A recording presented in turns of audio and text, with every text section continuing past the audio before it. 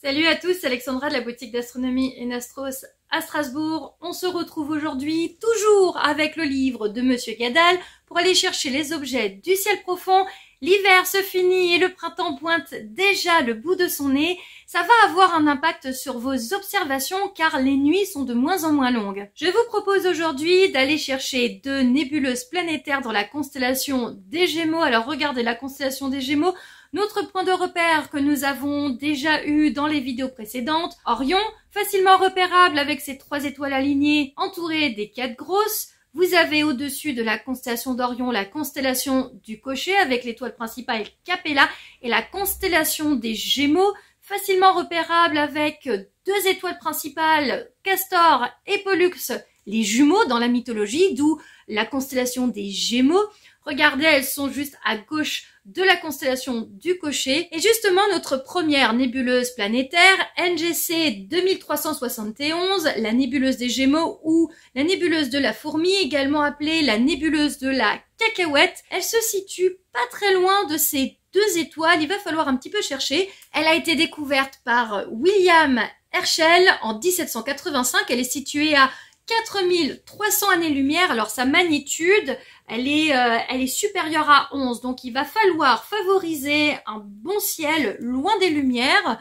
Et forcément, si vous avez un instrument dont le diamètre est plus important, ça va être plus facile pour la rechercher. Donc pour ceux qui ont des petits instruments, soyez minutieux, il va falloir ouvrir grand les yeux. Je vous propose également de retrouver une autre nébuleuse planétaire dans la constellation des Gémeaux, c'est NGC 2392, également appelée la nébuleuse de l'Esquimau. On l'appelle également la nébuleuse du clown, mais en fait, les astronomes ont vu un petit homme avec une parka de fourrure en regardant cette nébuleuse, en la photographiant au fur et à mesure.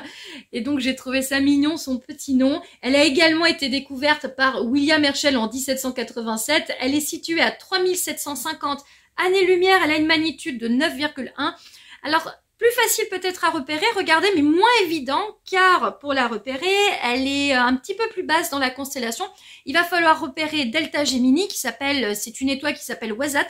Et donc, à partir de cette étoile, quand vous avez retrouvé la constellation, il va falloir un petit peu la rechercher vers la gauche. Ça demande un petit peu de patience si vous ne la trouvez pas dès vos premières observations. Ce n'est pas grave.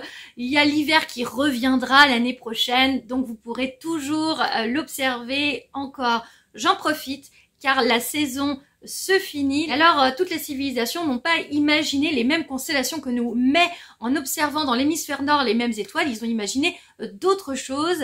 Et alors, en reprenant finalement nos étoiles les plus lumineuses de notre ciel hivernal, Rigel, les Aldébaran, en passant par les Pléiades, également en passant par Capella, Castor, Pollux, Procyon et Sirius, ça nous donne un énorme cercle. Et la civilisation des Lakota a imaginé le cercle sacré et ça représente l'incarnation stellaire du cercle sans fin de temps et de l'espace, de la matière et de l'esprit. Je trouvais ça intéressant de pouvoir vous le montrer car voilà, c'est aussi des points de repère. Mais c'est vrai que je trouve ça en fait fascinant de voir que déjà à l'époque c'est une civilisation amérindienne et alors forcément il y avait tout l'esprit, le côté religieux, le côté spirituel, le côté de l'univers, de l'infiniment grand déjà qui était présent et je trouve ça fascinant d'avoir imaginé voilà ce cercle sans fin de temps parce que ce sont des notions de cosmologie qu'on a actuellement alors que cette civilisation avait déjà imaginé tout ça il y a des milliers d'années et je trouve ça fascinant. Bien sûr, leurs étoiles n'avaient pas le même nom. Là, je vous ai donné le nom des étoiles que nous, on connaît, hein, bien sûr. Eux, ils avaient d'autres choses. Même si certaines étoiles avaient le même nom, on retrouve par exemple Rigel, qui se nomme Tayamni Tushu'u. J'espère ne pas mal le prononcer. Voilà, qui signifie l'animal. C'est une partie d'un animal. Et donc, toutes ces étoiles avaient des noms propres à eux. J'espère que ça vous aura appris quelque chose, cette petite partie que j'ai voulu rajouter pour finir cette saison hivernale. Je vous remercie d'avoir regardé ma vidéo. Je vous souhaite de faire de très belles observations. N'hésitez pas à vous abonner pour les prochaines, bien sûr, puisqu'on va continuer avec la saison du printemps. N'hésitez pas également à me suivre sur les réseaux sociaux, le Facebook Enastros, l'Instagram Alex Enastros. Et je vous dis à la prochaine. Salut!